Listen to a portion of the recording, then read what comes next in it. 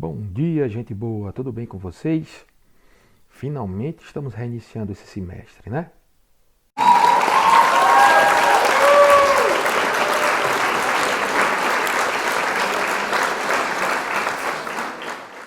Então, essa primeira aula, ela é uma introdução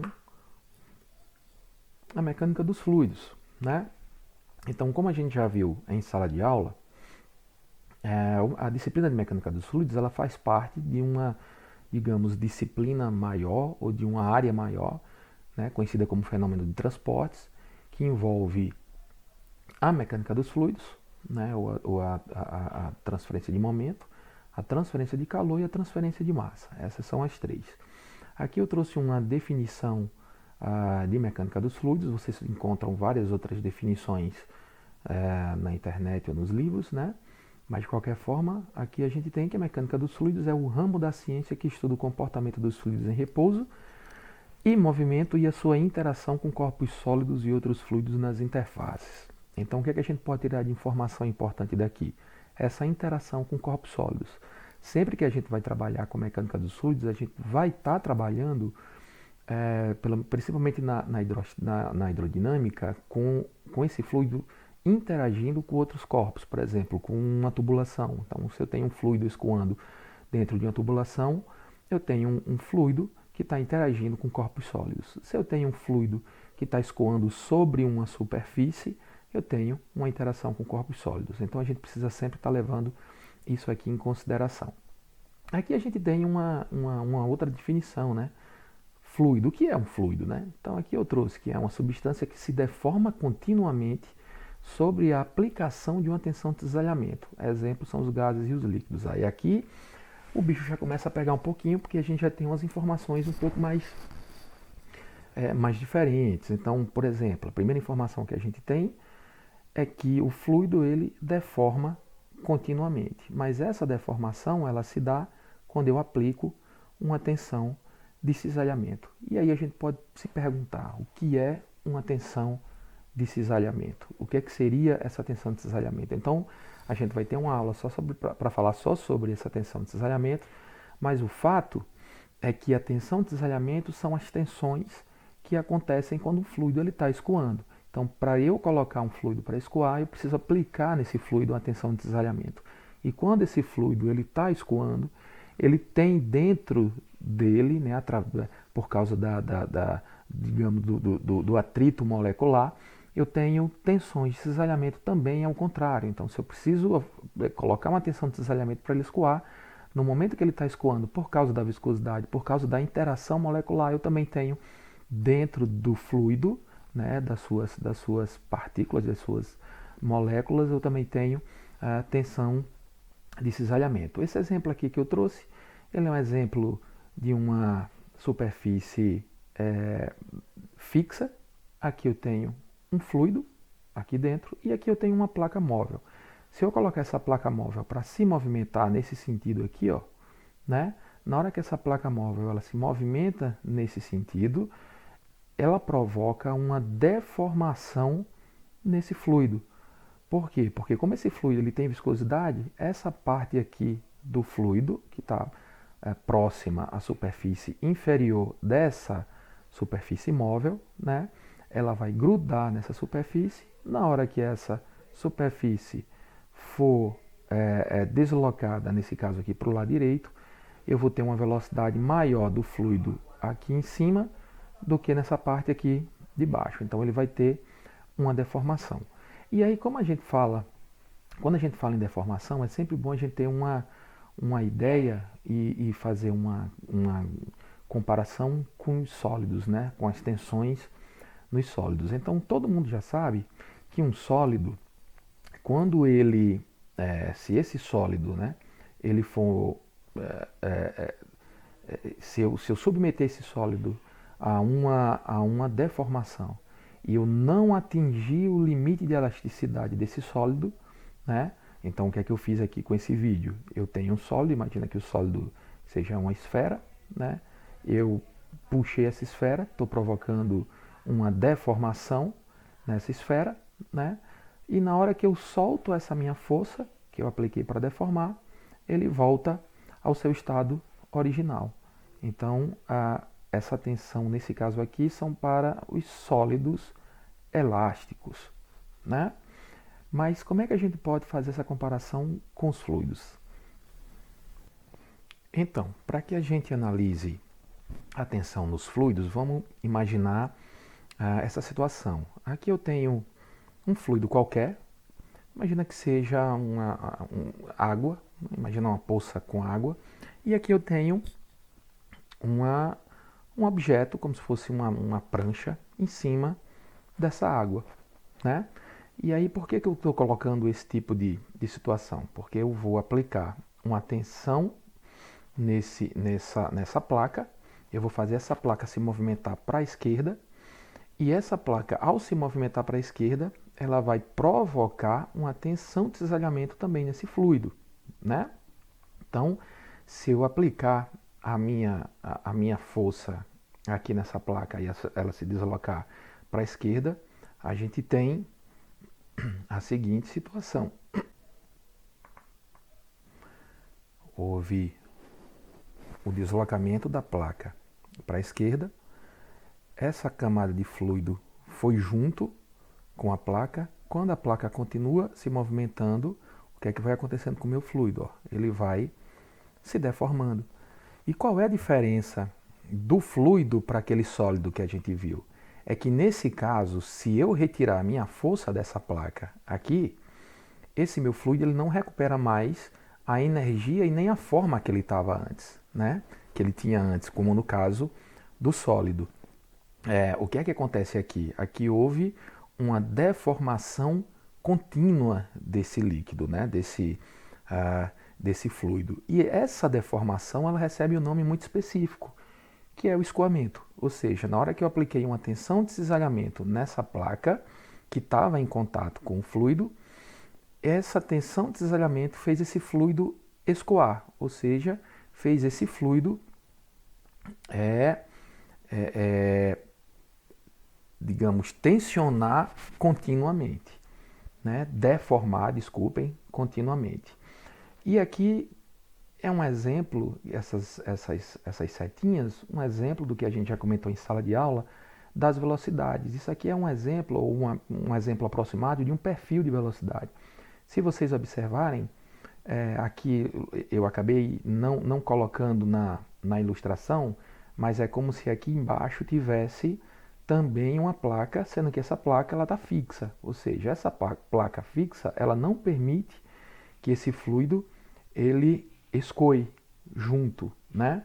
Então, como a única placa móvel é a placa de cima, quando essa placa ela se movimenta, eu tenho as maiores velocidades justamente nessa parte mais próxima dessa placa que está se movimentando. E quanto mais longe dessa placa que está se movimentando, eu tenho a menor velocidade, justamente porque essa placa que eu não coloquei aqui embaixo, mas que a gente tem que imaginar que exista uma superfície aqui embaixo, como essa superfície está parada, nesse ponto aqui eu ia ter a velocidade do meu fluido zero. Claro que aqui eu também não coloquei, mas essa parte aqui não é que não exista fluido, nessa parte aqui vai existir o fluido também, óbvio, né? Ele não vai escoar só em uma pequena parte aqui para cima. Nessa parte aqui também existe fluido. É porque eu quis mostrar a formação do que a gente chama, ou uma formação aproximada, de um perfil de velocidade, né? É a variação da velocidade, nesse caso, em função de um eixo. A gente vai ter variações nas tensões de cisalhamento. Aqui é um outro vídeo que mostra essa deformação. Isso aqui é um desenho, isso aqui é como se eu tivesse uma tubulação circular e um fluido nessa cozinha passando aqui por dentro e escoando nesse sentido aqui.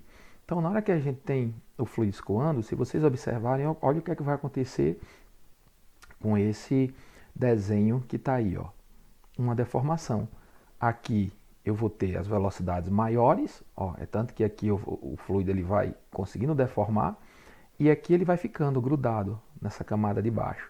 Se a gente puder observar de novo, vocês vão conseguir visualizar melhor. Eu acho até que em sala de aula eu já passei esse vídeo aí para vocês. Ó. Aqui está acontecendo uma tensão de cisalhamento, né? Aqui em cima eu estou aplicando uma tensão, está havendo uma deformação do fluido, as camadas de fluido que estão mais próximas dessa placa que está se movendo têm velocidade maior, e as de baixo aqui, como está fixo, ele fica grudado, parado aqui. Ó. Então tem essa variação de velocidade das camadas de fluido. Aqui a gente tem a tensão, né, que é definida como força por unidade de área. Essa tensão de cisalhamento, ela tem a mesma unidade da pressão, né? Aquela pressão que a gente ainda vai estudar nas nossas aulas, ela é uma tensão, sendo que é uma tensão normal, né? É uma força por unidade de área, né? E essa força ela é perpendicular a essa área, e a diferença da tensão de cisalhamento é que a força ela é tangente a uma superfície, ou seja, ela é paralela a uma superfície, diferentemente da tensão normal, ok? Então aqui, decompondo a força, a gente tem que essa força ela pode ser decomposta em força normal. Quando a gente tem essa força por unidade de área, a gente tem a pressão normal ou a tensão normal, que é dado pelo sigmazinho, pela letrazinha sigma, né? E se ela for tangente a uma superfície, a gente tem a tensão de cisalhamento, que é dada pela letrazinha grega tau, ok? Bom, aqui nesse slide a gente tem as notações, né? Como eu já falei, o sigma são as tensões de cisalhamento, as tensões normais, e o tau são as tensões de cisalhamento. Bom, esse slide ele mostra uma coisa que a gente vai estudar também um pouco mais lá na frente. Esse cubo ele representa o que a gente chama na mecânica dos fluidos de elemento fluido. O que significa esse elemento fluido? Significa que, imagina que você tenha um fluido qualquer, imagina uma piscina cheia de água, e eu vou lá e eu pego um pedacinho dessa água para analisar. E eu suponho que essa água que eu peguei para analisar, claro que isso vai estar na nossa cabeça, na nossa imaginação, ela tem um formato desse cubo. Sendo que percebam, esse cubozinho de água eu tirei lá do centro da piscina, lá do meio da piscina. Então, se eu tirei lá do meio da piscina, é óbvio que aqui em cima também vai ter água, aqui do lado também vai ter água, desculpem o desenho tosco, né? Aqui do outro lado também vai ter água, aqui embaixo também vai ter água. Ou seja, se ao invés de eu estar trabalhando com a piscina, eu estiver trabalhando com um rio, por exemplo, que está se movimentando, né? A água está sendo movimentada, e eu pegar esse elemento fluido lá do meio do rio, eu vou ter uma tensão de cisalhamento, porque vai haver diferença de velocidade do leito do rio, né? do fluido que está em contato com o leito do rio para a superfície da água, né? Ou seja, a superfície da água vai estar uma velocidade maior do que a velocidade que está em contato com o leito do rio, né? Com a areia do rio lá embaixo. Então eu vou ter tensões de cisalhamento, sendo que, como eu tenho também vários outros elementos fluidos desses aqui em contato com esse meu elemento fluido, eu vou ter tensões normais também, ou seja, vamos imaginar que aqui em cima eu também tenho um cubo, né? Então esse cubo que está aqui em cima, ele está fazendo ou exercendo uma pressão normal sobre esse cubo que está aqui. Já esse cubo que está aqui está exercendo uma pressão sobre esse outro cubo que está aqui embaixo. E assim sucessivamente. Então eu tenho as direções, né, das pressões, aqui, ó, aqui são as tensões normais, e aqui são as tensões de cisalhamento. Esse escoamento é um escoamento tridimensional. A gente vai estudar isso aqui com mais tranquilidade lá nas aulas mais lá na frente. Por enquanto, o importante é a gente saber que existem essas notações, ok? Bom, aqui já entra uma parte que também é bastante importante, que é a diferença dos líquidos e dos gases, né? Já que a gente está estudando os fluidos. Eu lembro que eu comentei em sala de aula que a principal diferença, aquela diferença que a gente precisava ter mais conhecimento, é justamente o que diz respeito à compressibilidade, né? Então, aqui eu tenho a informação de que os líquidos eles são incompressíveis e os gases eles são compressíveis. E aí, eu lembro que eu perguntei para vocês, o que é compressibilidade? Qual é a primeira coisa que a gente imagina quando a gente ouve essa palavra compressibilidade? Então lá na aula eu falei que a gente precisava lembrar automaticamente do quê? Do nosso volume, tá? Sempre que a gente ouvir a palavra compressibilidade, vamos pensar no volume. Professor, mas por que a gente pensa no volume? Porque assim, quando eu tenho um fluido e eu digo que esse fluido ele é comprimido, na hora que eu estou comprimindo esse fluido, eu estou diminuindo o volume desse fluido, eu estou variando o volume desse fluido, né? Então, por isso que a primeira coisa que a gente pensa é no volume. O nosso volume a gente vai trabalhar assim, um Vzinho cortado aqui no meio para diferenciar da velocidade. Mas, professor, é o volume que realmente importa quando a gente estuda compressibilidade? Não. O que importa, como eu também falei em sala de aula, é essa letrinha aqui, ó. Isso aqui é o que a gente chama, ou é a letra Rho, tá? Isso aqui, gente, é a massa específica, aquela densidade que a gente já conhece. De uma forma simplificada, a nossa massa específica, ela vai ser a massa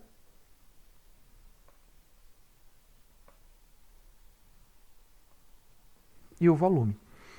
Então, a variação da massa pela variação do volume. Isso vai ser a nossa massa específica. Por isso que é importante a gente relacionar com o volume, porque veja só, na hora que eu digo que um gás ele é compressível, significa que eu consigo variar o volume desse gás. Na hora que eu coloco uma pressão, esse volume aqui, o que é que vai acontecer com ele?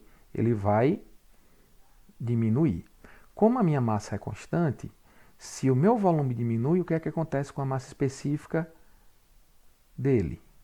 A massa específica aumenta. Então, é sempre bom a gente fazer essa relação da compressibilidade com o volume, porque eu sei que se eu comprimir um gás, eu vou diminuir o volume desse gás. Se eu diminuo o volume desse gás, como a massa ela é constante, a minha massa específica ela vai aumentar, ou seja, a densidade dele vai aumentar. A gente pode dar como exemplo o botijão de gás da nossa casa. Quando a gente pega o botijão de gás, quem já teve essa ideia de pegar um botijão de gás e balançar, a gente vai ouvir como se fosse tivesse dentro água, como se fosse um barulho de água. Na verdade, o que está lá dentro é gás. Sendo que como ele está muito... a pressão lá dentro ela é muito elevada, ou seja, aquele gás ele está muito comprimido lá dentro, então o seu volume foi diminuído tanto ao ponto dele se transformar em um líquido, né? Lá dentro, naquela condição de alta pressão. Então, naquela condição de alta pressão, o meu gás ele não está na forma gasosa, ele está na forma líquida justamente porque a massa específica dele subiu, né? Então, essa é a principal diferença entre os líquidos e os gases, que é na questão da compressibilidade. Isso aqui vai ser importante para as nossas aulas que a gente vai ver mais lá na frente, ok? Bom, aqui a gente tem um pouco da área de aplicação na mecânica dos fluidos, mas assim como eu fiz na sala de aula, eu também vou passar rápido, né? Que é só para mostrar para vocês que existem várias aplicações. Entre eles, na medicina, por exemplo, corações artificiais. O coração nada mais é do que uma bomba de sangue. E uma bomba, ela está relacionada intrinsecamente com a mecânica dos fluidos, com a hidráulica, né? Então, as pessoas elas precisam ter um conhecimento da viscosidade do sangue, da massa específica do sangue, para poder construir uma bomba, que nesse caso é um coração artificial, para que ele tenha a capacidade de bombear aquele sangue para todo o corpo, né? Isso é um dos exemplos na medicina. Na indústria automobilística, é óbvio, quando a gente olha para o nosso carro, está cheio de pequenas tubulações dentro do motor, tem um óleo que precisa estar numa viscosidade que ele não sofra tanta influência da temperatura, ou seja, então na indústria automobilística a gente também tem uma aplicação muito grande, e na construção civil, como um exemplo a hidráulica, né, as águas escoando nas tubulações, na indústria química também, na aerodinâmica, que é o caso aqui do avião, do navio, né? Enfim, tem várias aplicações. A história também, que é uma leitura recomendada, eu também não vou falar sobre a história. Aqui mostra um pouco dos caras que trouxeram, que montaram a mecânica dos fluidos até hoje, né? Vários deles a gente vai vai estudar e aí vocês dão uma olhada depois com mais tranquilidade. Esse slide ele é um slide importante, que ele diz que o fluido ele é um meio contínuo, e aqui eu trago justamente a explicação. O fluido é tratado como sendo infinitamente divisível, de modo que cada propriedade do fluido, como por exemplo a massa específica, a temperatura e velocidade, é função contínua da posição e do espaço. O que é que significa eu ter que tratar o fluido como se fosse um meio contínuo? Imagina o seguinte, você está agora na sua casa, olha aí para cima, a sua casa está cheia de ar, logicamente, porque você está respirando, né? Você olha aí para cima, logicamente você não vê as moléculas, mas você sabe que o seu quarto, sua sala, sua cozinha, onde você está agora, você vai olhar e você vai ver que está cheio de ar. Você sabe que está cheio de ar. Sendo que a gente sabe que o ar é composto de gases, logicamente, né? Nitrogênio, oxigênio e por aí vai. E a gente sabe que essas moléculas, as moléculas dos gases, elas são mais separadas do que as moléculas dos líquidos e dos sólidos, né? As moléculas dos gases, elas são dessas três, aquelas que estão mais separadas, né? Então, se vocês analisarem dessa forma, vamos supor que vocês começassem a colocar uma lente de aumento ao ponto de você conseguir visualizar uma molécula do ar. Essas moléculas elas vão estar tão separadas, lógico, isso falando numa escala micrométrica, né? Elas vão estar tão separadas, essas moléculas, que vai chegar um ponto que você vai ter duas moléculas e entre essas duas moléculas você não vai ter nada, você vai ter um espaço vazio, porque essas moléculas elas vão estar separadas.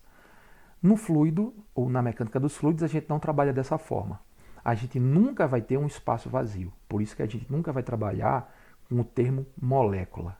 Ao invés de a gente trabalhar com o termo molécula, a gente vai trabalhar com o termo partícula. O que é uma partícula? Uma partícula é um pequeno volume, ou seja, é um volume tendendo a zero, é um volume infinitesimal, um volume muito pequenininho, ou seja, menor do que ele é o zero, é o nada, não existe nada menor do que esse volume, mas mesmo assim é um volume. E a gente pode confirmar e afirmar que esse volume pequenininho, esse volume infinitesimal, ele está completamente cheio de moléculas. Se eu conseguisse dividir ele mais ainda do que eu conseguiria, a gente chegaria nesse termo aqui, ó. Ele é infinitamente divisível, ou seja, eu posso dividir quantas vezes eu quiser, que em nenhum momento eu vou encontrar um espaço vazio entre eles. Por isso que a gente não vai, na mecânica dos fluidos, trabalhar com molécula, a gente vai trabalhar com partícula. O que é uma partícula? A partícula é um volume muito pequenininho, mas muito pequenininho mesmo, né, como se fosse um ponto, mas que eu sei que nesse ponto está cheio, repleto de molécula, não existe nenhum espaço vazio. Isso aí é um fluido como um contínuo. Ok? Isso eu explico aqui, ó, as propriedades pontuais, propriedades médias avaliadas em um pequeno volume, mas que mesmo esse volume sendo muito pequenininho, contém um número muito grande de molécula. Isso aqui é o que a gente chama de partícula fluida. Ok?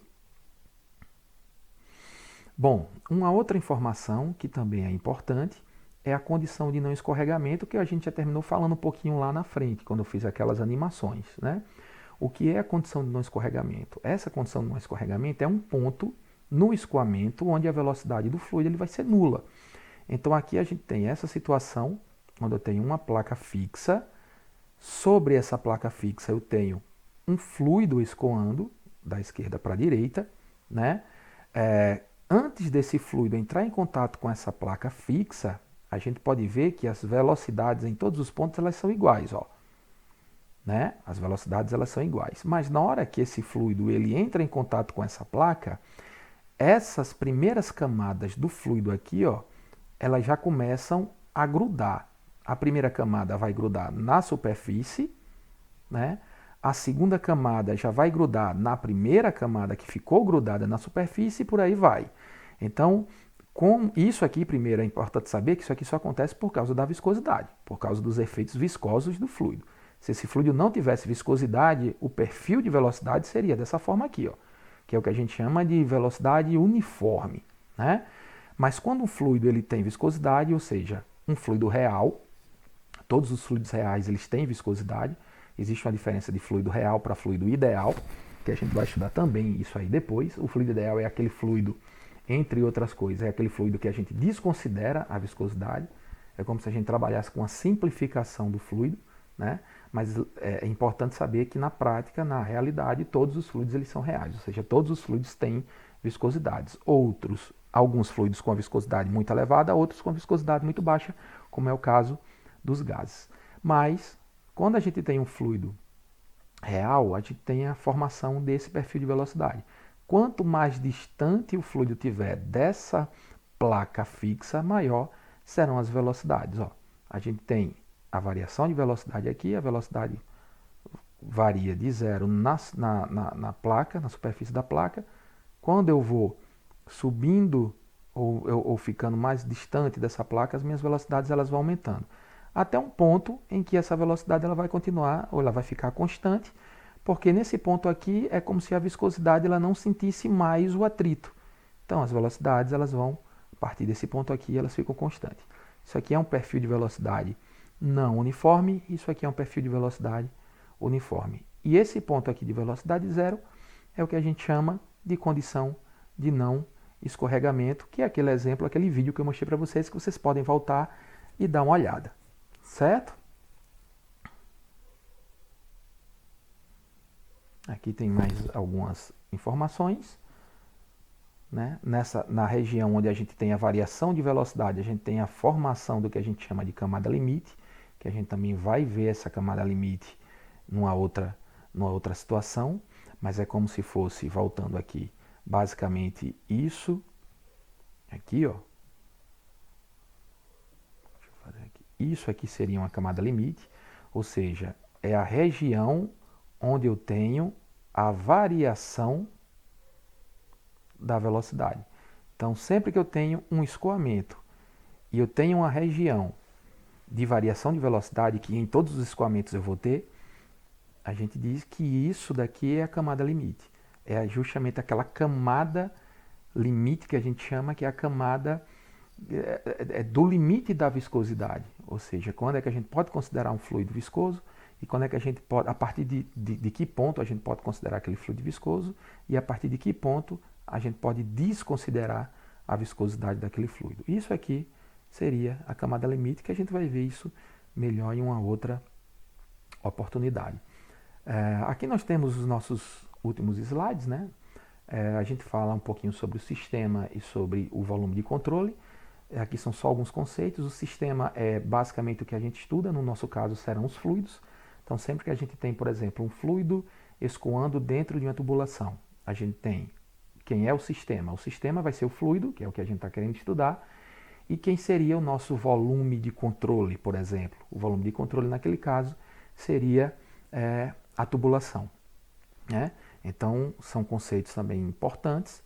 O sistema é a quantidade fixa de matéria escolhida para estudo, ou seja, no nosso caso vai ser o fluido, né, que a gente vai estar estudando.